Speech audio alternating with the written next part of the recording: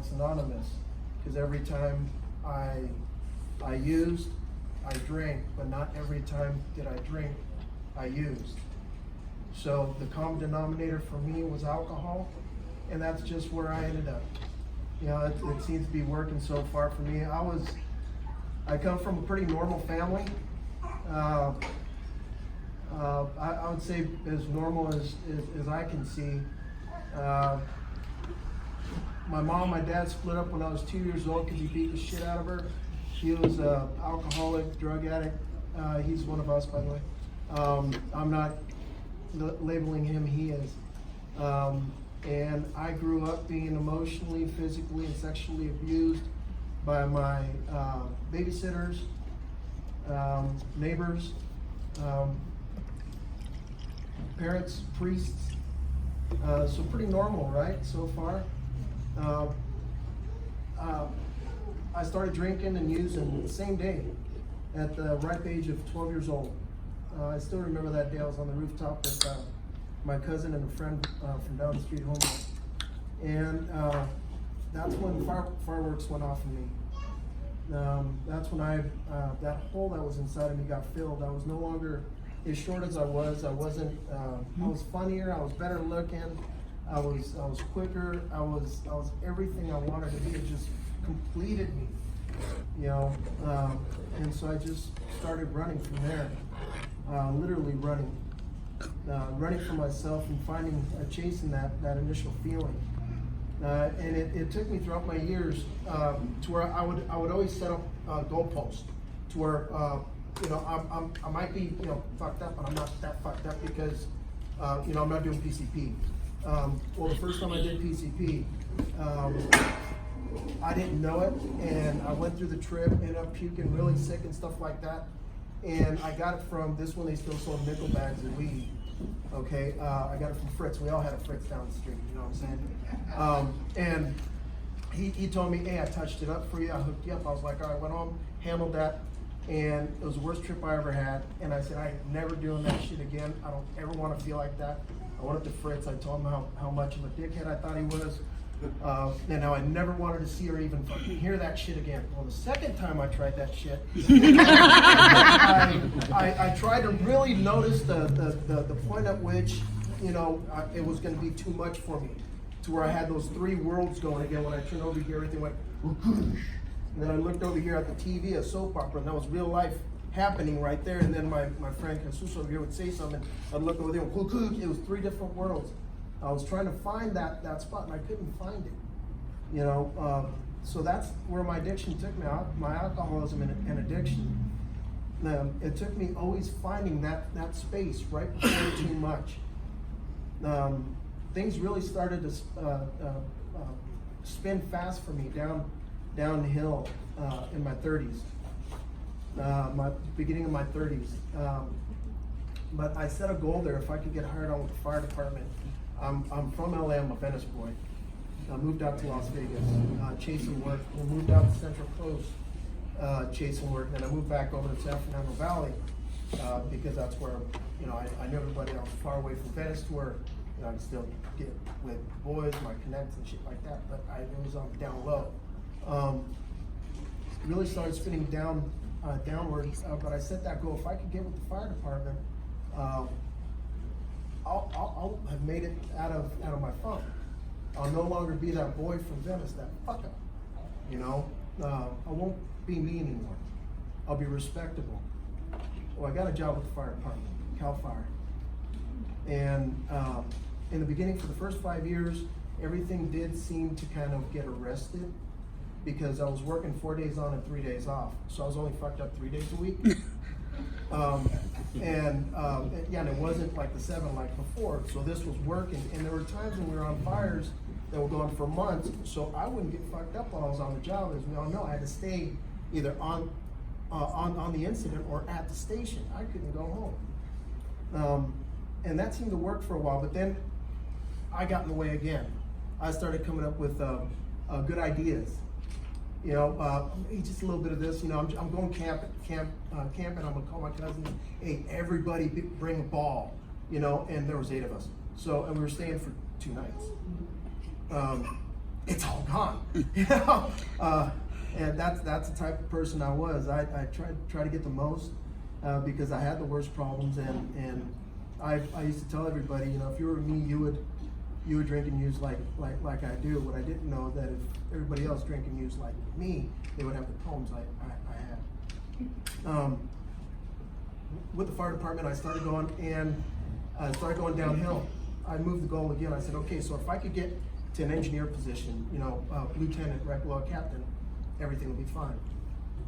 Well, I got that position and everything wasn't fine, so I started moving the geography around. Okay, so if I could work in this unit in Monterey Peninsula, that's where all the rich white folks are. If you're white here, I'm sorry, but that's just how this mind works. That's where it's nice, and I'll be a different person because I'll absorb everything. So through osmosis, I'll be a better person. Well, I made it out there, and I was still in the way. That's actually where it started twisting down the fastest in that downward turmoil, and it was a silent, shrieking turmoil that was going on inside of me. I was screaming out, help, fucking help, and nobody could hear me because all that people could hear, like my family, my kids, my friends, was fuck off. And that's exactly what they were doing. I was left alone at my house on my days off. My wife is gone. My kids didn't want to talk to me. I have 6 kids. None of them wanted to talk to me or come around me. I wasn't invited to any family events. My friends didn't invite me to family events anymore. My job was on the fringe because I was in my alcoholism and addiction. I was a mental abuser, emotional abuser, and a physical abuser. I loved putting my claws into people and my hands. So I ended up in jail. And so in and out of jail, that's the worst feeling for me at that time, was calling up my captain, my chief, saying I'm in fucking jail again. They're going, dude, you're fired. You wear a badge. You're not supposed to be in jail. And I had to explain to them what I did, how I got in the way, but it was never my fault. It was always everybody else's fault. See, my thinking was, if you guys got your shit together, I would be fine. That's how I organized shit. Once I really started hitting my bottom, when I started thinking, maybe I'm starting to run into too many consequences and bumps in the road, just some bad circumstances, because now I'm out of the hospital. I have a hole in my lower left abdomen that I put there with a chopping knife, a 12-inch chopping knife that I held at my gut, and I was trying to just end it all, because you see, the suicide by installment that I was doing every night, and it didn't matter the amount of praying I did to the God that I understood at that time. I was saying, just fucking take me, don't let me wake up. I don't want to wake up anymore, just end this. He wouldn't do it, so I took things into my own hands, and I tried to end it all. He said no.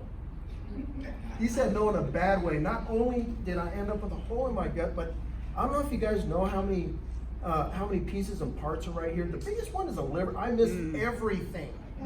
Okay, I felt the knife poking me in the back, all the way through and dangling. I remember that vividly, and I missed every piece and part that's in there. God literally said, "Not yet." That's funny shit, Jay.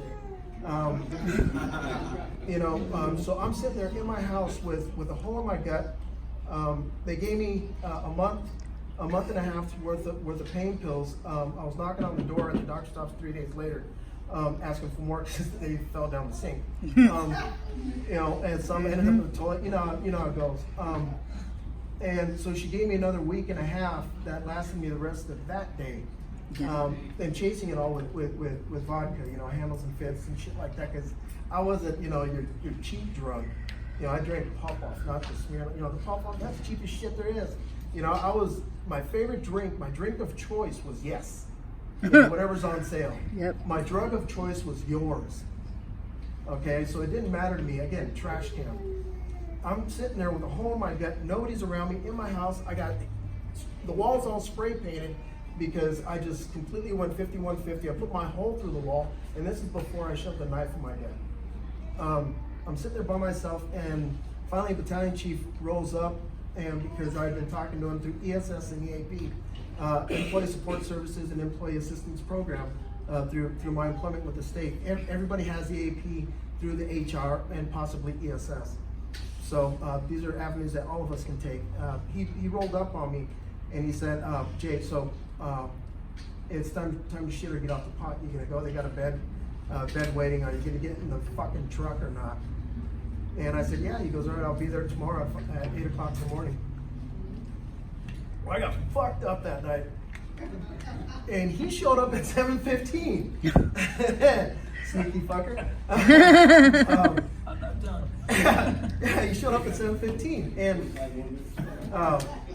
made it down over here. We got on the road, and the funny thing is, somebody here brought up the fact that their sobriety date, was it 2 years?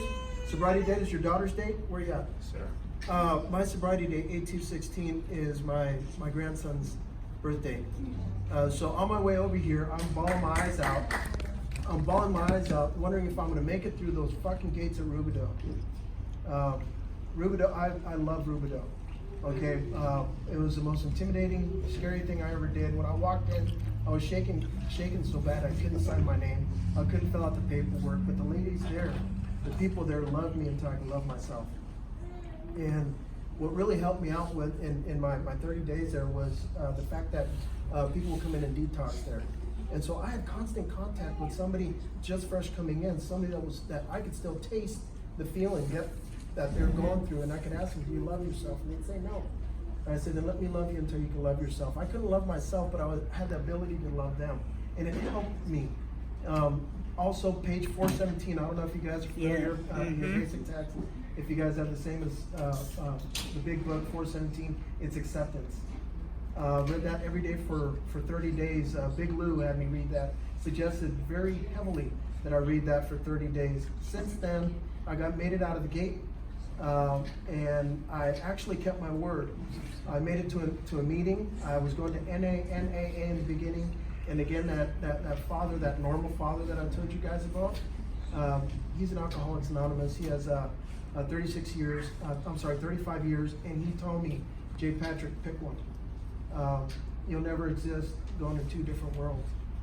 Unfortunately, there are differences, and trying to keep up with both of them, in my experience, I've seen people just keep going out because they can't keep up. So I ended up with AA. Since then, I haven't found it necessary to change my sobriety date.